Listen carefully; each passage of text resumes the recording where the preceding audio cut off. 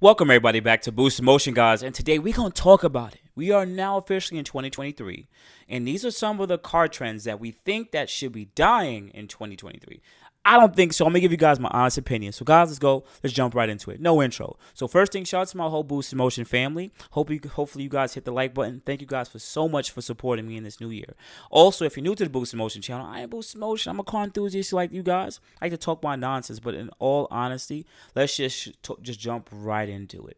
So, 9 trends ruining the car culture today. Now, some of us may know about it. We already know about this car. This car is from Winston Chaplin. This Mustang swap, diesel swap, is super dope. But they just use his car because, it's a grabby picture of car to use.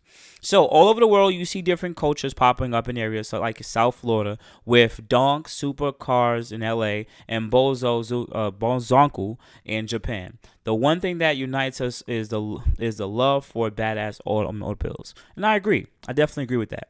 Trends are everywhere, whether it's fidget spinners on. I don't give a f about no fidget spinners. Let's fast forward this. Some good ones like pop-up headlights on classic cars or white wall tires might be making their comeback one day. And then there's bad and downright ugly, and that should have no place in the world. Strap yourself and let's get into it. So, the first one I see here is wrap on cars. To paint or to wrap. These days seems like the only one answer is though is to sit. It is as though a sick house of color paint job with custom graphics is not cool anymore. First thing, I want to say it was clear on video. Bear with me, guys. I'm over here choking, dying. Listen, look at me. Let's talk. Quickly say it. Listen, car wraps are cool. And this is why I'm going to say car wraps are cool, because it's one of the easiest and quickest ways of changing the color of your car, which drastically changes the look of your car without having to make a full-fledged commitment. You can get wraps now with such good quality that you can wash it like it's paint. It's shiny just like paint. And honestly, it just makes sense. Because for you to go to a auto repair or body shop and for them to fix the dents and all this other stuff and then paint it, and it may not turn out to the color you actually want, or they might not do a good enough job, it's just so much headaches. But if you have a car that's fairly simple, you can wrap this on your own as a DIY, or you can take it to a professional shop and they can do it for you. But this is where, once again, people say I'm being a hypocrite, but I'm being honest here. This is ugly. This is ugly, and I think there's some wraps out there that honestly shouldn't go on cars. Like wraps with too much chrome on it, with just weird different decals on it. Like sometimes they think it looks cool, but it really doesn't, unless you're like advertising for like a company like Red Bull or something. But nonetheless, some wraps are freaking ugly. So I don't think it's ruining car culture. I just think that it allows people to have more self-expression, and not all their expressions are good. But nonetheless, I like the ability that it's here, and I think it should stay in this car community for quite a long time. Next thing. See, look, that's not even a bad car wrap. Look at that. To me, that might look like crap to some people, but to me, I think it looks pretty cool, and it gives a person its own flair. Next thing is the stance obsession. No, no, no, don't you? These guys better not do it. Modifying your car into a stance car is not as cool as everyone thinks. Today, it seems like it's almost requirement to be a flashy rolling out of a car meet. From engineering's perspective, stance in a car is not a good idea. A stance car may look cool to some people, but the chances to the suspension need to make it possible mean that the car is uncomfortable and handles poorly. The extra stiffness needed into the suspension also strains structural stress points in the car, causing frequent rattling. I can't agree with this one. I'm also not going to agree with this one too, guys. I'm not. The reason why I'm not going to agree with this one is I'm a stance guy. Well, I'm not fully a stance guy. I am more on the form side. But what I'm sitting there saying is there's a difference between full piece of crap car stance out or nicely done stance cars. What I mean by that is this. What I think would happen in the car community was this. People try to fit oversized wheels on their cars. What I mean by is they remember the guy with the Toyota Celica, or even the guy who recently caught on fire, whatever his name is, with the RX-8. They try their best to fit like 12 to 13-inch wheels on a car that can only go about a 9-inch wide before it starts to hitting the fender. That's why I think we came up with the stance thing I didn't like. So then they found out they tried to find ways to get these specific wheels to fit. So they added wide bodies onto these cars, bolt on, screwed on wide bodies, cutting up their fender, where it makes the quality of the build look really crappy just because they really wanted these wheels to be on the car, and then essentially it just doesn't fit. It doesn't make sense, and they just really trying to get it to fit. So I really didn't like that look, and I also didn't like the hella stretch look either. I don't see that as much, but having stretch tires used to be another big thing too. People put these wide wheels on with no body, wide body, on stock height with stretch and stretching the tires. It would be like a 10.5 inch tire and it have like 215 on it, and it was a thing like, yeah, I stretched a 215 on a 10.5 inch wheel, and they get excited about it on like a 30 wall. It's like, what are you doing? And they complain when it debeads or the air comes out. It was a stupid look that damages your $3,000 to $4,000 wheels. And even if it was a cheap wheel, damage those too. You're stupid. And I remember that was getting so popular in the 2000s, almost up to the 20 teens. I'm happy now that kind of like went away because people realize we're breaking our wheels, we're spending a hell of my money on tires, and honestly, the car is undrivable. So I'm happy that went away. Now, lastly, they said they were saying that it's too stiff. Honestly, if you get a coilover suspension set up right, like I had coilovers on my Q50, I had 24K in the front. That car drove perfectly fine, and I don't mean I was in it. None of that jumping around. You have to know where to put the certain amount of. First, you got to get a good brand of coilover. Number two, you have to know where to put the stiffer springs. You can't put a stiff spring at the rear back of the car because that's the lightest part of the car. And based on the driver dynamics, the car is always going to hop from the back. No. You have to put a softer spring in the rear. This is stuff that people don't know because they just throw the coilovers on and slam it to the ground and figure it out. And I think that was one of the biggest things that kind of messed up that culture. But anyways, let's continue. So, all right. 3, wide body everything. The fever to be flashy might have replaced the need for uniqueness when modifying cars. It almost as though you can no longer look into the rear view mirror without seeing a Pandem wide body kit. Then that takes up the whole rear mirror. Everything from Skylines to Supras to McLarens to your good old Mustangs and R7 Rangers seem to have wide body. After seeing them, they all start looking the same, undermining the initial goal to be unique. No, once again, I really think whoever wrote this, I think as I just said, I just said that people put wide body on a car to fit their wheels. But some people in a form factor where they did it because they want slightly wider tires, slightly wider wheels, and they have a different type of build than rather a slammed stancy car, right? Wide body is essential, and there's good kits out there and there's good companies out there, and I think wide body makes your car that much more different. You see, like, it's like always going to a club and only seeing the pretty girls, and you only see pretty girls. But then there's also a lot more average girls there, and girls that may not be as that good looking. You don't really see them; they don't really exist to you because you're staring at the pretty girl. And it's the same thing. So you go to a car show, you're only looking at the prettiest cars because they're like the extra one with the crazy wrap, the crazy wide body. But there's plenty of other cars here. There's a car show with other cars. It's just that you focus on this. Wide bodies, I think, are perfectly fine. As I said a little earlier, I just think that when it comes to wide bodies, I really hate that people leave them unpainted and they pretty much screw it in with like sheetrock screws. Like that to me is completely unnecessary, and that's honestly very poor quality. And honestly, you're a very terrible car enthusiast doing that to your car, and I don't like that. Also, to add, people don't really like that people put wide bodies on like very much more simpler cars. Like if you see like a WRX with a wide body, not an STI, a WRX with a wide body, people get offended. Like, why are you doing all this work to it? Honestly, it's their car, and that's part of their uniqueness. Because all the other WRXs out there, guess what? They don't have it. So he did it. He wanted to be a little bit more unique, and as long as his build looks good, get off his D. Anyways, let's continue. Also, guys, if you like this part, definitely hit the like button. I really appreciate you guys' support. Hyped up prices. Everyone recalls when the legendary Supra cost about $20,000, but now today you will have to fork out a minimum of 5 figures to get into these cars. It's not only Supras who price increased but exponentially in the last decade. Honda S2000s, even R7s have gotten more expensive. Usually, you would think something older would be a lot less money, but 240Zs are trading hands for more than 350Zs, and now you can find a Honda S2000 for the price of a 911 Turbo. I do agree with this one. I do believe they need to split that up into two different things. Yo, I'm dropping game in this video because I think whoever wrote this, they're being very subjective in this. What I'm saying here is this: when they say hyped up prices, there's two different things that go with that, right? There's hyped up prices of cars that are just getting released that people choose to buy, like let's say the Chevy's C8, Nissan Z, Toyota Supra, amongst other cars, GT500, which are going above sticker. I think those are really more of the hyped up cars.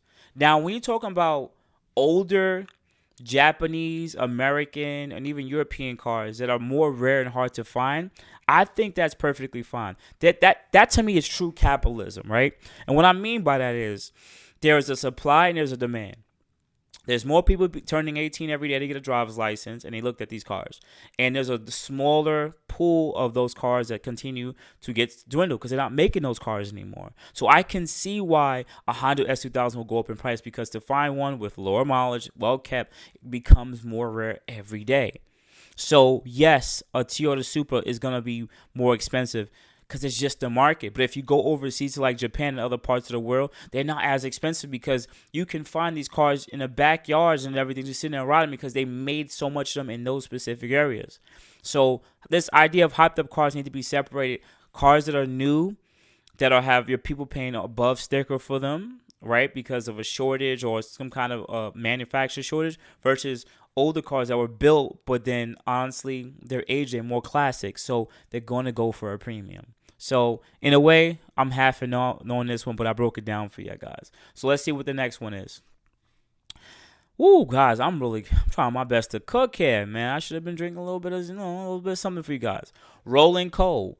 Honestly, I don't really have so much of an opinion on this because I'm in New York City, so I don't come across a lot of diesel trucks who do rolling coal. But from reading and watching a lot of videos, it seems like rolling coal is big everywhere else, that people really do this. So you're probably familiar with some of the some content online where people in massive pickup trucks fill the air with clouds of black smoke. It's annoying, easy to achieve with just a little diesel engine by removing the cats and running the fuel mixture rich. Yeah, I've seen them put the huge stacks and everything on the side of their trucks. These stunts are not impressive to anyone else unless you hate the environment very much. No matter how much you hate the environment, the roads will still be full of fuel efficient cars, including hybrids and EVs. I do agree with this one. I have seen it on videos, and I don't see the gimmick of it. It's not like rolling coal makes you fast or anything like that. I think it's just more of the idea of diesel and diesel trucks, like semi trucks, and it's like kind of cool that you're kind of doing the same thing a big massive truck would do. But honestly, I don't see the appeal in it. All right, 4, missile drifters. At least most people, what aren't collectors items are missile drifters. These instruments are death and destruction come from stripped out and track dedicated cars. With these cars, you have to say bye bye to safety. And although these missiles should only be used on the track, some people take them to streets and meets. These builds look ridiculous going for groceries and having trouble going over speed bumps in the neighborhood. Personally, I'm gonna say it straight up on video, and I know I have a couple people who drift or whatever. Yo, if this is your daily driver, bro, like dead serious, like you go to drift event and you also go to like get your groceries in it, you're wilding, bro. Like I don't see the appeal about it. Like I get it. Like if it's your only car, that's what you can afford, yeah. But like I don't get the appeal about it. Like even in New York City, I see people driving with their crash bar on the front or the rear, and I already know they have solid motor mounts, and they have their suspension. They have so much correction in the suspension. They tires and wheels are like this because it gives them the extra pivot. On they could adjust their caster and camber and tow on the fly. Like I just don't get it. I personally don't get why you make it your daily driver. So, but once again, I don't think this is ruining the car culture. It's like you're telling. I'm not trying to tell people they can't drive their car to go get groceries. It's just that you look at it and you're like, this car is held on by zip ties. It's super loud. It's like really obnoxious. So I can see why people may dislike it, because it's an eyesore. And that's the only thing I can really think about why people would leave it at that. But at the end of the day, just get another car, man. Just get another car for like $1,000 that can be your daily driver, and leave that stuff for the track. Because sometimes you don't want to hear all those loud, like super loud exhaust pops. And I don't see those people like to sometimes try to drift whenever they can too. Literally, I want to make this left. Let me try to drift that. Like, come on, man. I'm just trying to get to work. Almost to the end, guys. We're almost to the end. Plastic dipped wheels. Now, this one to me hits close to home. Now, I haven't plastic dipped wheels in a very long time. The last time I plastic dipped wheels was G37 wheels, a 19-inch. And any Nissan guy know what I'm talking about. That was the last time I plastic dipped wheels. And the reason why I did it was, well, I was broke. I was a broke college student. But also, at that time, plastic dip started getting more popular. And you can plastic dip stuff pretty easy if you do it properly. And I did the proper procedure. So it came out really good. Really good, high quality. But here's the thing that was bad about plastic dip. If you do it wrong, oh God, it was kind of hard to correct it. It was really hard to correct it. You will see the imperfections, and it'll be lumpy. And also, you can spray paint over plastic dip, but it was just never good enough, right? So if you buy a car, don't plastic dip it unless you know exactly what you're doing. Plastic dip isn't always bad and can look sweet when done right. However, doing it right is easier said than done. See? A quick search of Google will see people botch plastic dip jobs left and right and center. Rarely do plastic dip look like professional paint job. Most newbie modifiers try a plastic dip, and if you have to do it, ensure to follow the right procedures to achieve the clean effect. I agree with this one. This one really sits close to home because if you don't do it right, it's not gonna look good. It's not gonna look good, and you could paint over it to try to get the imperfection, but it's not gonna look good. Also, removing plastic dip is super annoying and super hard. Like, you're supposed to either use a high pressure sprayer, or sometimes maybe compressed air could actually work, but it is an annoying freaking thing. I think plastic dip should just mainly use for its purpose, to cover things from getting weathered. And yes, your wheels get weathered, but unless you have like really bad beaten up curb rash wheels and they're really cheap, you don't feel like paying money to get repaired, then I see why you might plastic dip them a matte black and then spray some gloss paint over it, because it's gonna look better than what was on the car, right? But to get like Anki wheels or Volks, I'm like, let me just plastic dip, let me try this out. No, don't do it. Stop it. Don't do it. All right? Please. All right, we go 2 more to go. TikTok wannabes acting smarter than car guys. This one is a little different. This group of people is similar to annoying people who overcompensate with monster vehicles. New TikTokers will do anything to get popular, including use fake badges on lower spec cars to seem cool. The people who know what the performance badges means will know it's not real, and those who don't know what it means won't care. Then these content creators will make a follow-up video dissing any honest car guy commenting with genuine thoughts about the content. I'm not on TikTok. I've seen some TikTok YouTubers, and all I could see from TikTokers is they just remanufacture the content people already made. They take something they see off YouTube or any other social media site, and it's like, let me just make a funny video, or let me just repeat what I saw someone else say, just so they could get more followers. That's all it really is. And I'll leave it at that. Like, I'm not saying that like there's not car people on TikTok, but I bet you that compared to like YouTube and the automotive scene, there's just not enough. There's barely just regular people talking shit and trolling. That's it. They make the content to get views, to get followers, and that's how they get compensated. So they're gonna do things that create some kind of emotionalism in you guys. So yeah, that's honestly my opinion on that. And lastly, sorry for making this video so goddamn long, is car guys hating on other car guys. Now, this says just because you can afford a super build compared to other people doesn't make you invincible. In any car meet, you'll meet people saying you don't deserve a certain car and then think it's above your league just because they want to hate on something. Now, in my honest opinion, right? In my honest opinion, because I know my people, my Boost Emotion mates, and I really know you guys really continue to show your support. I've been in the car community ever since I was probably 16, 17. I'm 35 now, right? So I can say I've been doing this in this car community for at least 2 decades. Some of you guys are like new, you're like 17, 18, 21. So you're in your first 5 years. You don't even know what this is yet. You guys are born and raised and getting $5,000 cars that already come with like 400 and something horsepower. That is unheard of for like us 20 years ago. But this is what I'm going to say. Everyone's a soy boy. Everybody's a goddamn softy. They soft like baby powder. They soft like ice cream. And what I mean by that is everyone gets offended. For instance, Stancy Pants. Not a lot of people liked his car.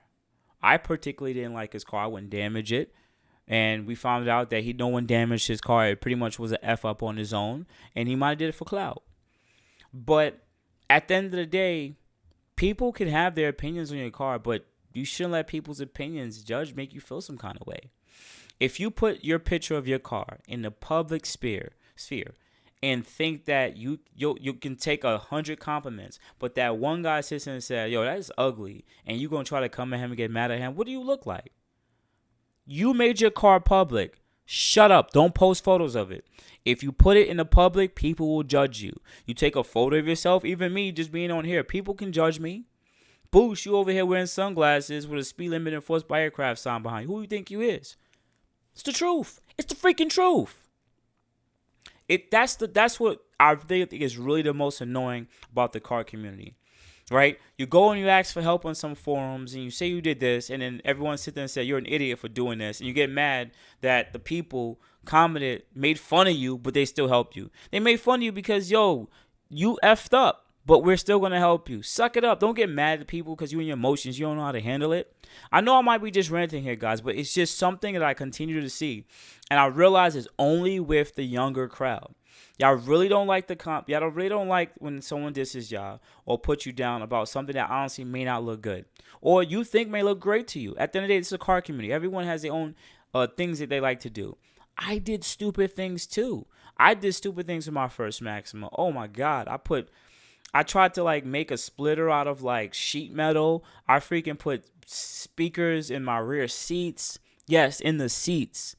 I've done like the sticker fender look. I did a lot of stupid things too. At the end of the day, you'll realize with playing with certain things that doesn't look good. That looks good. It's not that you want to make your car look good for others. Yes, do it for yourself, but there's still a fact. It's like there's still a fact of like you can put on jeans all day every day, right? But if you put your jeans on backwards and say, yeah, this looks good to me, and you walk outside and people are like, no, that don't look good, bro.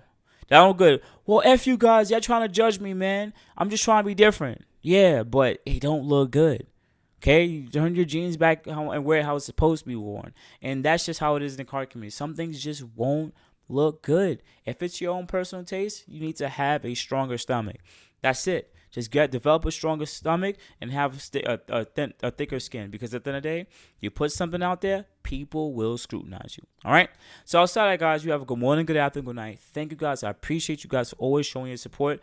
You can add me at boostinmotion on IG, Facebook. Also, you can send me an email at boostinmotion@gmail.com. Otherwise than that, guys, I appreciate it. You guys have a good day. Thank you.